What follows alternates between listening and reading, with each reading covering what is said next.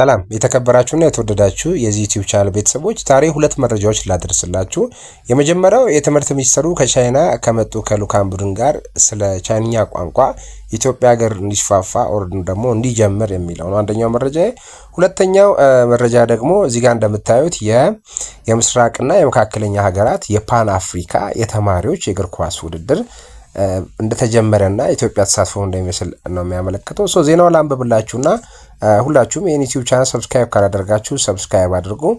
የትምህርት ሚኒስተሩ ከቻይና የመጡ የልኡካን ቡድን አባላትን በጽህፈት ቤታቸው ተቀብለው አነጋገሩ። ህዳር 26 2018 ዓ.ም የትምህርት ሚኒስተሩ ፕሮፌሰር ብርሃኑ ነጋ ከቻይና የመጡ የልኡካን ቡድን አባላትን በጽህፈት ቤታቸው ተቀብለው አነጋግረዋል። በዚህ ጊዜ የልኡካን ቡድኑን የመሩት የቻይና የቋንቋ ትምህርትና ትብብር ማዕከል ዋና ዳይሬክተር ዩንፌንግ ቻይና ከኢትዮጵያ ጋር የቆየ ወዳጅነት ያላት ሀገር መሆኗን አንስቷል። በተለይም ኢትዮጵያ የቻይና ስትራቴጂክ አገር ናት ያሉት ዋና ዳይሬክተሩ በኢንቨስትመንት ረገድ ከምታደርገው ትብብር በተጨማሪ የቻይና ቋንቋ ትምህርት በተወሰኑ ዩኒቨርሲቲዎች እየተሰጠ መሆኑን ጠቅሰው ይህንም በሌሎች የትምህርት ተቋማት በማስፋፋት የቻይና ቋንቋን ማስተማር እንደሚፈልጉ ገልጿል። ይህም ዜጎች በርካታ ቋንቋዎችን እንዲያውቁና ከማድረግም ባሻገር የህዝብ ለህዝብ ትብብርን የበለጠ በማጠንከር ረገድ ትልቅ አስተዋጽኦ ይኖራል ብሏል።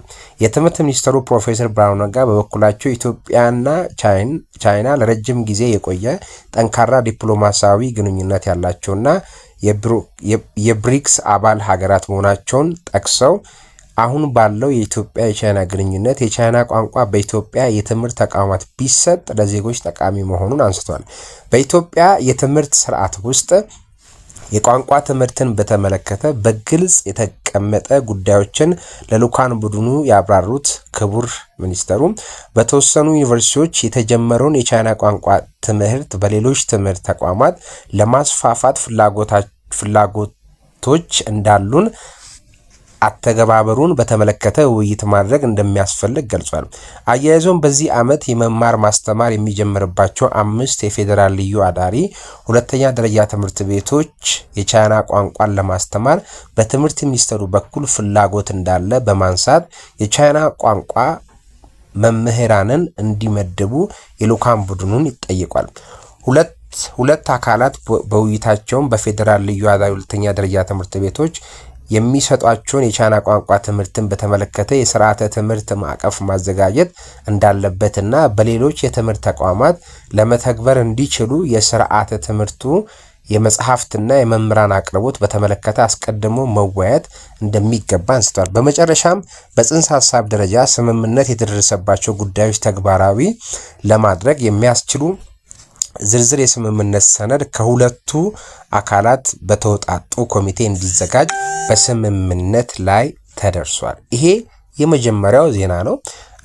ክቡራን እና ክቡራት አድማጭ ተመልካቾቼ ይሄ እንግዲህ የቻይና ቋንቋ ወደ ኢትዮጵያ ሀገር እንዲገባና እንዲስፋፋ ኦር ደግሞ በተለያዩ ዩኒቨርሲቲዎች የበለጠ እንዲሰጥ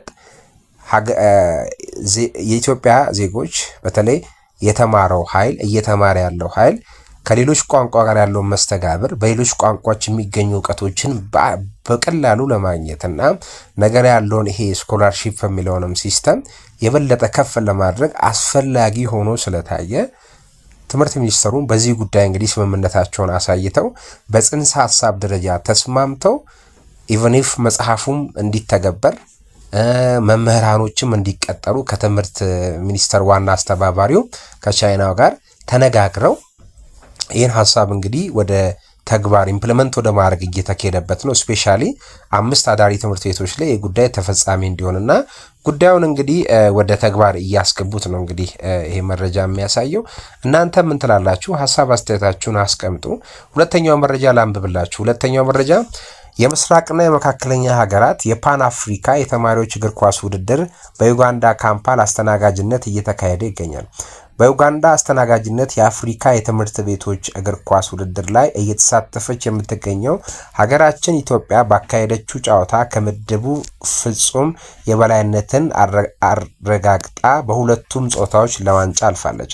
በውድድሩ በአጠቃላይ ከምድቧ አንደኛ ሆና ያለፈችው ኢትዮጵያ ዛሬ ማክሰኞ በሁለቱም ጾታዎች ለዋንጫ የምትጫወት ይሆናል። ሀገራችን የወከሉ ታዳጊ ተማሪዎችን መልካም እድል እንዲሆንላቸው እንመኛለን። ተጨማሪ መረጃዎች ኦኬ እንግዲህ መልካም እድል ብለናል። እንግዲህ በሁለቱም ጾታ በዩጋንዳ ካምፓኒ የተዘጋጀው ይሄ የፓን አፍሪካ የእግር ኳስ ውድድር በምስራቅና በመካከለኛ አፍሪካ ሀገር የሚካሄደው ሀገራችን እንግዲህ ጥሩ ውጤት እያስመዘገበች ከምድቡ አንደኛ ወጣ ከሁለቱም ጾታዎች አልፋ ዛሬ የዋንጫ ጨዋታ ታደርጋለች ማለት ነው። ሁላችሁም እንግዲህ ገባ እያላችሁ ደገፍ ማድረግ አትርሱ። ለሀገራችን ሞራል ሁኑ። ለሴት ተጫዋቾችን ለወንድ ተጫዋቾችም ሞራል ሁኑ እንላለን። ትምህርት ሚኒስቴር ይህን መረጃ ስላደረስከን ከልብ እናመሰግናለን። ደህና ቆዩ። ትምህርታዊ ቪዲዮዎች ከአይቲ ጋር የተያዘ ትምህርት ሚኒስቴር የሚሰጠው ከተማዎች ጋር በተያዙ መረጃዎችን ነው የማደርስላችሁ። አመሰግናለሁ። ቸር ሰንብቱ።